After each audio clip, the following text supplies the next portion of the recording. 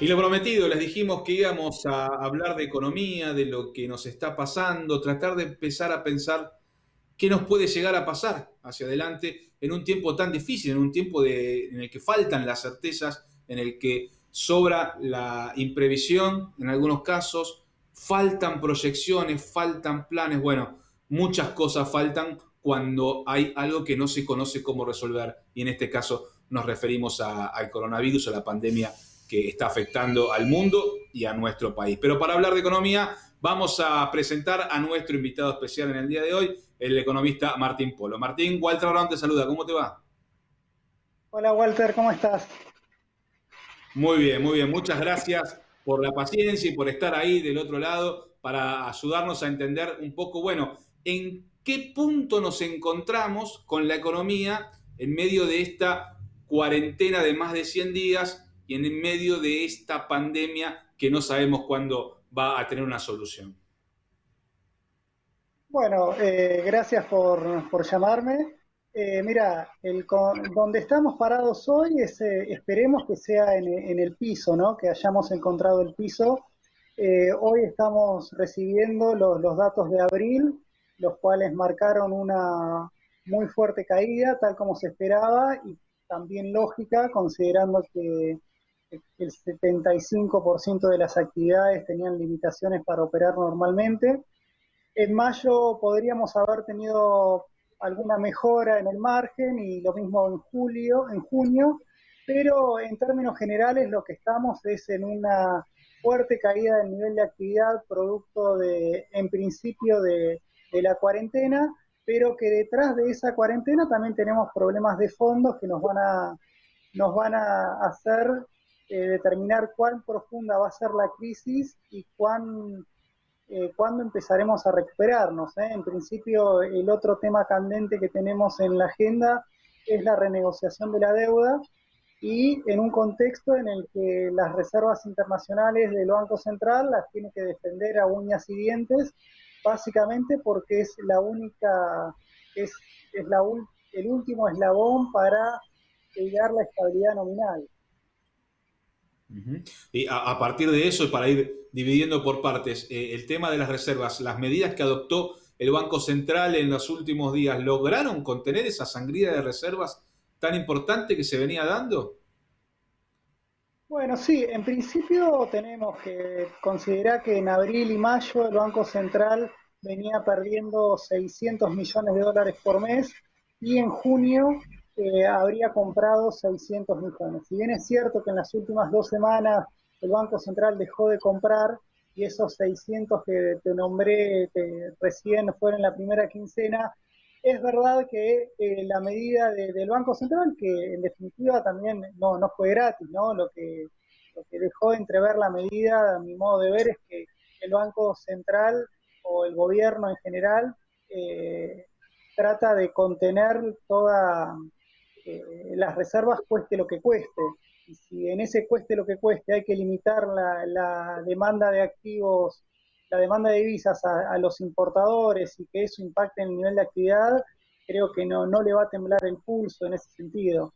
Si bien creo que había un poquito de grasa en cuanto a la demanda de dólares por importaciones, creo que conceptualmente lo que vemos es que el Banco Central está más preocupado por cuidar esas reservas que tener una economía que se recupere rápido. Uh-huh. A partir de esta decisión que se adoptó, que bien marcaste, afectó de alguna forma también al comercio exterior, estamos viendo números de la economía que señalaste marcaron un piso de este mes de abril, ¿no? Con la mayoría de los sectores tocando un fondo, ¿no? Tocando un punto más bajo de la historia, por lo menos desde las mediciones que se vean haciendo desde el INDEC con el EMAE, ¿no? ¿Qué viene para adelante? Porque me pregunto, este endurecimiento de la cuarentena que se da en la región metropolitana de Buenos Aires, en el AMBA, que es la zona que más densamente poblada se encuentra el país y también obviamente la que más actividad debería generar, ¿puede llegar a modificar ese pequeño repunte que se vio después de lo que fue ese mes de abril? Mira, es difícil.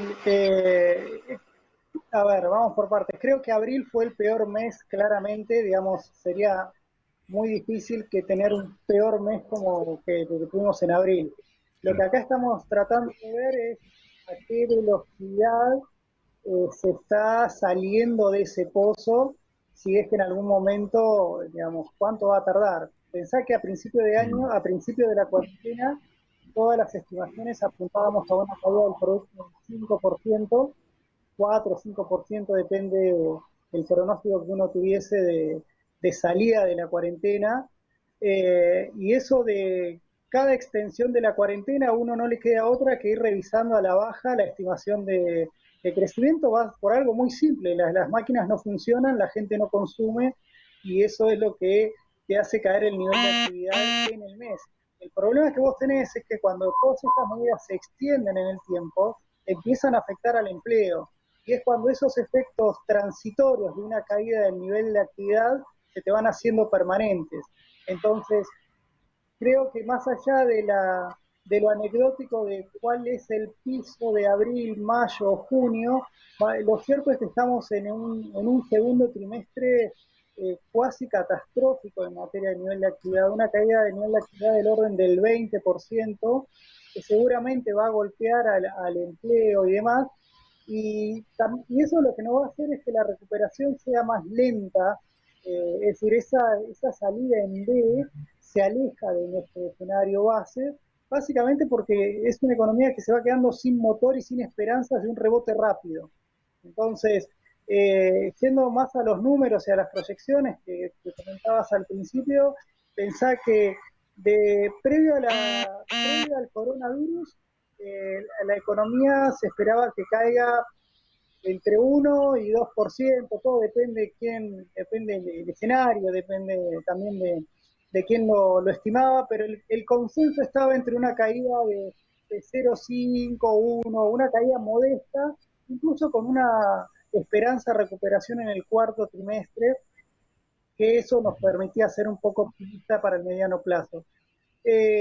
A medida que llegó la cuarentena, digamos, el escenario base pasó a -4, la primera extensión de la cuarentena vamos al -7, en la tercera al -9, y en esta extensión, más allá de que se concentra en el Gran Buenos Aires, creo que esto nos obliga a pensar en una caída del PBI en 2020 del orden del 12%, 10, 12%, lo cual es muchísimo.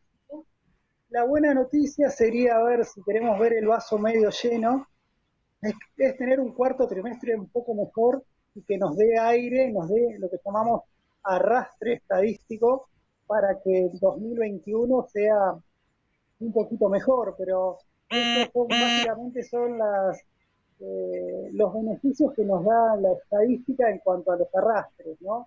En términos conceptuales, lo que estamos viendo es una economía que está muy deprimida, con muchas cosas por hacer, y obviamente cuando la economía cae, hacer esos ajustes de tuerca que requiere la economía, obviamente se van a demorar más. Entonces, a ese escenario de pandemia le sumamos un escenario de incertidumbre, y la incertidumbre paraliza. Entonces, yo creo que ahí lo mejor que podemos hacer o que puede hacer el gobierno en eso es tratar de orientar las expectativas hacia una salida ordenada, pensada en cuanto al día después de la pandemia. Y creo que eso, cuando quiere empezar a pensar en eso, se le aparece el elefante de la deuda.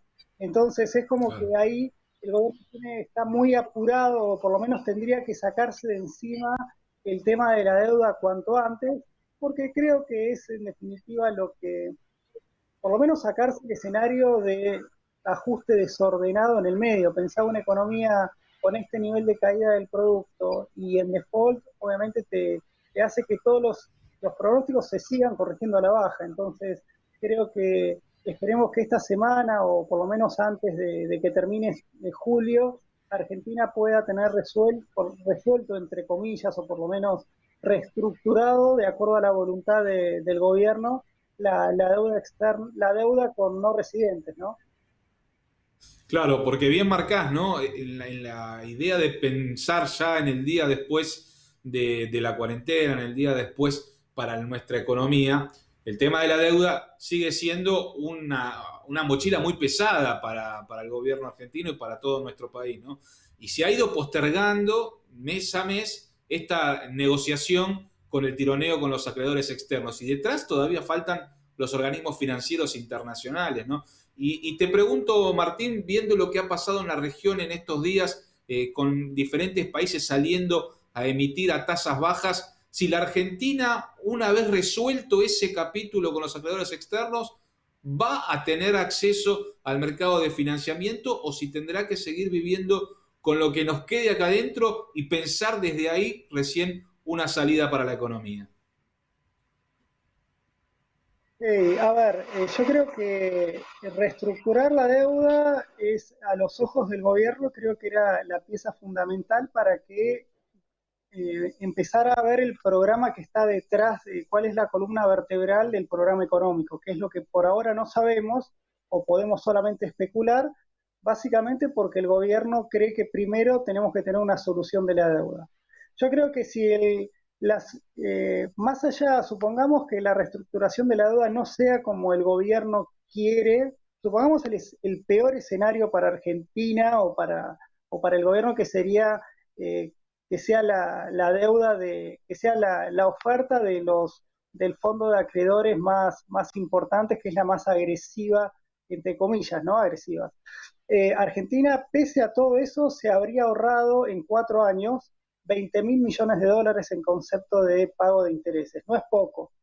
Digamos, si bien el gobierno no quiere pagar nada, es decir, pasar de 30 de pagos por 30 a pasar a 10 en 4 años, la verdad que es, es una enorme oportunidad que nos da el mundo como para empezar a hacer las cosas bien.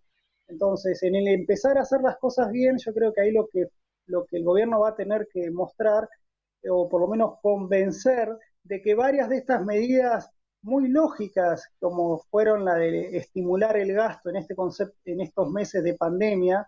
Recordá que también al mismo tiempo que la economía cae como lo fuerte que te comenté al principio, al mismo tiempo el déficit fiscal se dispara, se va por las nubes. Y ese tiene un componente, si querés, transitorio o que consideramos transitorios porque fue parte de este incremento del gasto para financiar ayuda social a las empresas y demás. Yo creo que si el gobierno, así como tiene todas situaciones malas ahora en cuanto a pandemia, deuda, el mundo complicado y demás, un segundo semestre en que las cosas se empiecen a acomodar, porque un mundo saliendo normalizando el nivel de actividad, con los commodities recuperando, las monedas estabilizándose, si el gobierno a eso le suma un acuerdo con los bonistas, eso le da el margen como para plantear un plan económico, de decir, bueno, mira, el déficit fiscal que este año, por cuestiones que todos conocemos, va a ser de entre el 5 y 6% del producto, que es altísimo, el año que viene nosotros lo vamos a ir resolviendo porque planteamos este tipo de política económica realista, tal cual un discurso sensato, digamos, más allá de las ideologías, lo que tiene que ser es coherente y sensato en las cosas que propone. Y yo creo que ahí tiene la posibilidad de decir, no sé si va a volver al mercado, porque le va a ser difícil, digamos, nadie come vidrio, sí, puede volver, pero el tema es a qué tasa, ¿no? Siempre mercado tenés, el tema es a qué tasa estás dispuesto a volver. Eh, pero más allá de eso, lo importante es para el sector privado, que tenga la posibilidad de ir financiándose. Pensá que, más allá además de la crisis que estamos viendo ahora, Argentina desde 2008 viene teniendo de 2018 una fuerte caída en la inversión, que es lo que te va a dar para comer dentro de las perspectivas de más de mediano plazo. Entonces, lo que yo creo que más allá de que si sale al mercado o no, la Argentina lo que tiene que ir es generando esas condiciones para que sea una opción poder financiarse a través del mercado. Ojalá no tenga que ir y lo pueda hacer a través de las condiciones que tenga en el mercado de deuda local y no necesite ir a financiarse afuera. Pero bueno, del deseo a la posibilidad hay muchas alternativas. Yo creo que a cualquier gobierno le encantaría financiarse en el mercado voluntario de deuda local. Pero bueno, no existe ese mercado y por eso es que siempre terminamos hablando de deuda externa y en dólares. Básicamente porque lo que está detrás de ese problema es la credibilidad que tenemos nosotros como país, como cumplir las reglas de juego, cumplir los contratos, que la moneda no pierda valor y todas esas cosas que son archiconocidas por todos nosotros, ¿no? Entonces, redondeándote un poco la respuesta, yo creo que Argentina tiene la posibilidad de hacer una salida de la pandemia ordenada, más allá de que sea costosa en términos de actividad, lo importante, yo creo que lo que Argentina necesita es un poco de previsibilidad en las cosas que va a hacer y no estar caminando sobre un volcán todo el tiempo.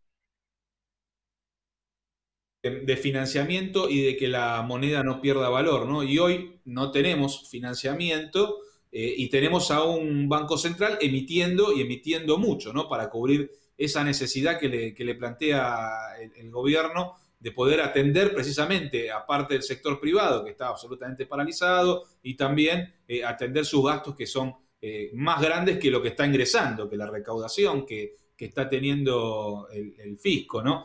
Y me pregunto si esa bola, esa gran bola de emisión que se ha generado en estos meses y que según se prevé se seguirá extendiendo porque seguirán habiendo subsidios para el pago del IFE y para el pago del ATP, el programa para asistir a los salarios.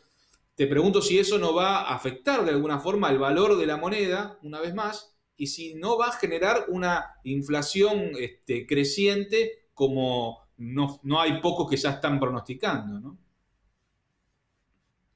Bueno, a ver, es cierto lo que planteas, ese es el diagnóstico.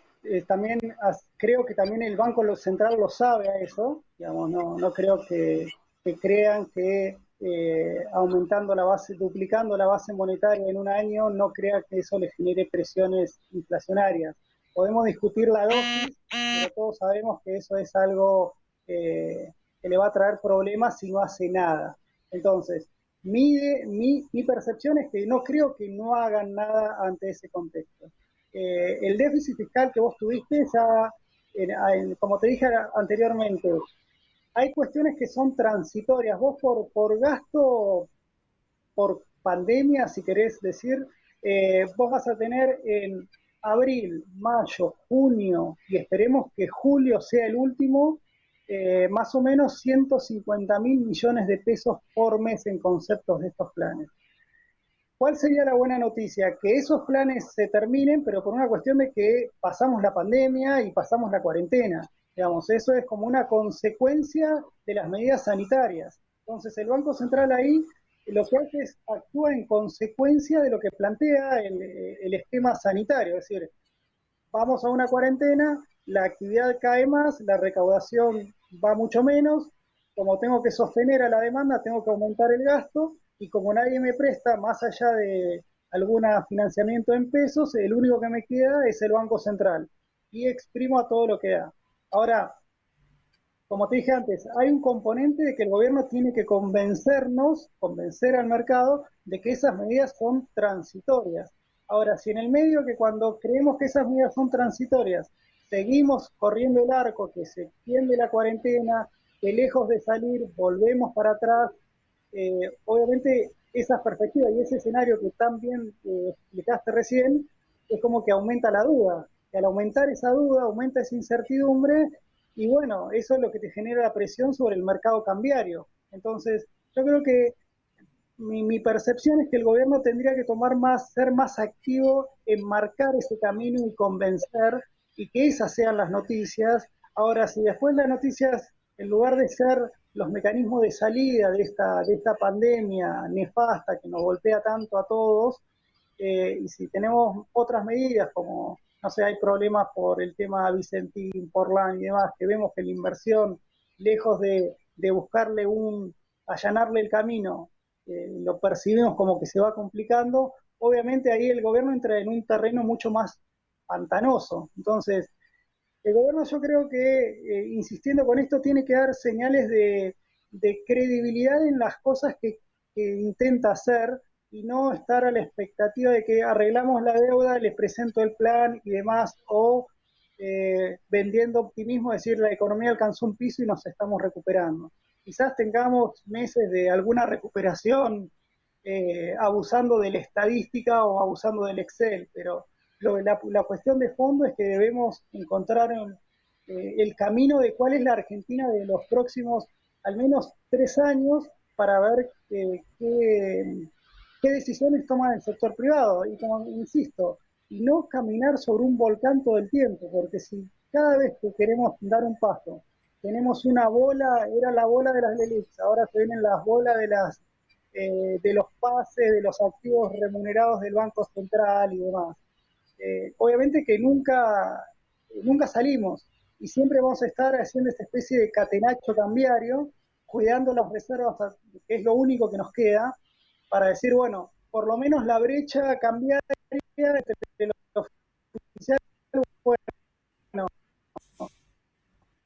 no se disparó al 150%, hoy está al 30%, de más hoy, porque siempre vamos al escenario de perder lo menos posible. Muy bien, Martín, clarísimo, ¿eh? Tenemos que pensar y proyectar, ¿no? Y generar los planes para que la economía y el país sepan hacia dónde van a ir. Es la única forma en que esto puede empezar a recuperarse. Te agradezco mucho que nos hayas acompañado hoy, ¿eh? Un abrazo grande, gracias a ustedes. Gracias a vos, Martín, y gracias a ustedes por acompañarnos. Nosotros nos vamos a reencontrar dentro de 7 días, como hacemos habitualmente aquí, adelantando las noticias.